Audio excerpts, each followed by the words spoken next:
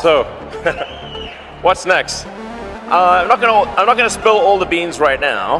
What I can say is we're gonna move to just truly massive scale, scale that no company has ever achieved in the history of humanity.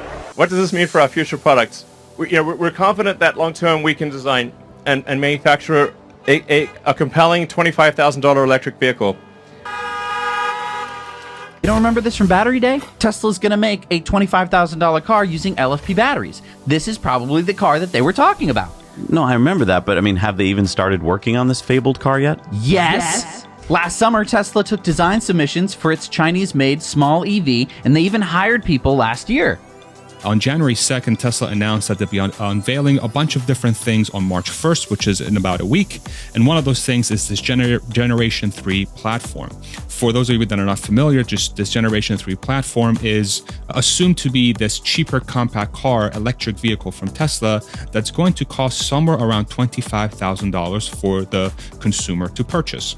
And I really think that once this is unveiled and it's released to the public, this will completely destroy the auto industry. It's going to be great for Tesla as a company. It's going to be great for people that want to buy an affordable vehicle, but it's going to be disastrous from every other automaker. On the most recent Tesla earnings call, we just heard Elon say that the next generation vehicle platform is the primary focus of his new vehicle development team, and that they are figuring out how to make a new car for half the cost of a Model 3.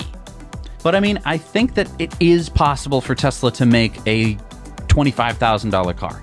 Sure. I mean, as we've just recently seen, we've been testing out the ID.4, and there's a bunch of components that are really nice in the Model 3 that you might just not imagine because it was supposed to be this, cheapified car, but they really didn't skimp out on a lot of things. And I think there's some stuff where they can make it just marginally worse and save a ton of money. Also, with Tesla, they could just take what they already have and use it in this Model 2, as opposed to, just constantly iterating like they do for all their cars. So in a way, they don't even have to dumb down the car. They could just put out a Model 3, basically.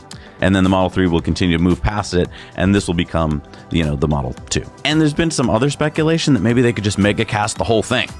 Right. I mean, just have it be like a die-cast car, like a Hot Wheels. Now, I don't think you can mega cast the entire piece of the car. I think you still need to do the front and the back. But this blade battery is structural, so I mean, it could be. I don't know. There's a lot of questions here. It would be cool. They have patents for it, and the people working on these mega castings now are the lead experts in the world of casting cars. With a lot of effort and great ideas from the team, we've made the world's biggest casting machine work very efficiently to create and radically simplify the manufacturing of the car. Bringing down the cost of the vehicle as a whole is going to require a massive simplification of the manufacturing process. Tesla executives were talking about using half the amount of floor space to build a vehicle at half the cost and twice the speed. So obviously the Gigapress is going to come into play to make that happen. Elon has talked for a long time about his dream of making an entire vehicle with a single die casting, the same way that a Hot Wheels toy is formed, just scaled up to a real car. If you imagine this 9,000-ton Gigapress being able to crank out just boom, it makes one entire piece for the whole underbody of the vehicle, that would be an amazing achievement in its own right? That's basically creating 3/3 of the Tesla Model Y rather than 1/3. And of course, the middle section could be relatively sparse. It could just be kind of some bars or something like that, because you could put a structural battery pack inside the vehicle, which would add the rigidity and structure that you need. So you could create a relatively complex back and front with kind of bars across the middle to create that space to drop the structural battery pack into. So if you imagine this thing like upright like this, you would create a mold, bam, you create it, you drop it out, you do whatever you need to do, you put the battery pack inside of it, then you have your exoskeleton that you build separately, and you just marry these two things together and you're done. Hydra recently announced on LinkedIn that they have a 9,000-ton Gigapress that's ready to ship to Asia.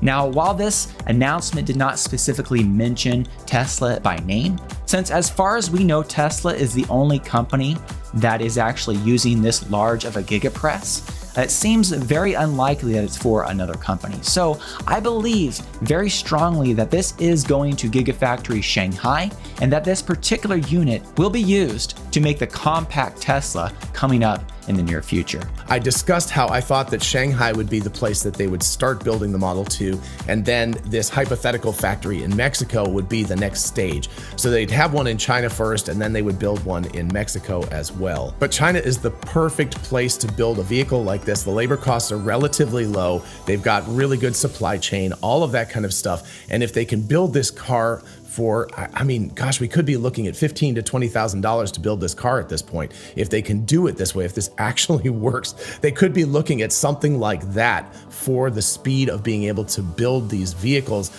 reducing the cost as much as it will. But Elon's ultimate goal is for these to be robotaxis. So the more robust these vehicles can be, the better, because that means they can be driven much, much longer times. If this car is going to be even smaller than a Model 3, it seems less likely that it would be very practical as a mass transportation vehicle.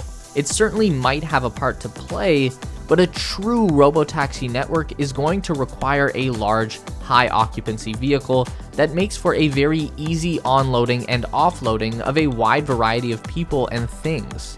The compact pod car is fine for an individual moving around the city, but it's also a limiting factor for people who are too physically large to fit in a compact car. So the running bet around here is that the dedicated robotaxi vehicle is going to look more like a large van-shaped object, probably built on a Cybertruck platform, and it will have very little in common with a traditional passenger vehicle design.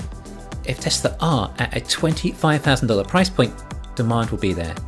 The real point is the low production cost.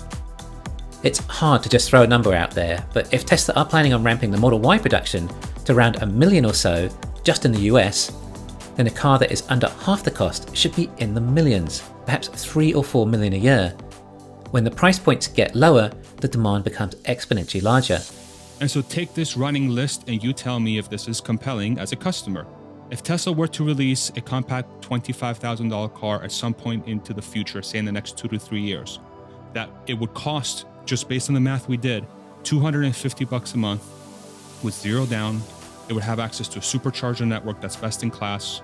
It has the performance of an EV with great performance, low battery to the ground, really good dynamics, great infotainment, which is what Tesla is known for in the entire auto industry, 50% or more savings in fuel costs, almost no maintenance compared to the gas car, and including autonomous hardware where you can flip a switch and the car drives you around. Why wouldn't this be a compelling solution for a customer, regardless of what the auto market looks like? But in terms of what I think there is a tremendous amount of potential that it will be very difficult to achieve, but I think possible. And I think ultimately it could be one of the most valuable companies in the world.